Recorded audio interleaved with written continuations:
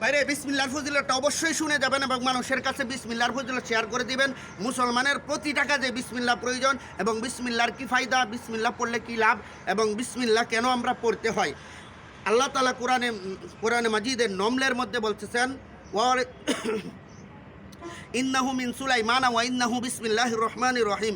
আল্লাহ তাআলা বলেন কোরআনের একটা অংশ, কোরআনের একটা আয়াত হচ্ছে এই বিসমিল্লাহ। এই বিসমিল্লাহ প্রত্যেকটা ভালো কাজের শুরুতে বিসমিল্লাহ পড়িতে হবে। প্রত্যেকটা ভালো কাজের শুরু করবেন ডান দিক থেকে এবং বিসমিল্লাহ বলে শুরু করা হচ্ছে সুন্নত। রাসূলুল্লাহ সাল্লাল্লাহু আলাইহি সাল্লাম হাদিসের মধ্যে ইরশাদ করেছেন, যে ব্যক্তি বিসমিল্লাহ ব্যতীত কোনো কাজ শুরু করবে সে অসম্পূর্ণ একটা কাজ শুরু করলো, অর্থাৎ লেস কাটা কাজ। অর্থাৎ একটা কুরবানির পশু যেরকমভাবে লেজ কাটা থাকলে কুরবানি স্বয়ং সম্পূর্ণ হয় না, ঠিক তেমনিভাবে বিসমিল্লাহ ব্যতীত কোনো কাজ যদি শুরু করে তাহলে এটা স্বয়ং সম্পূর্ণ হয় না। রাসূলুল্লাহ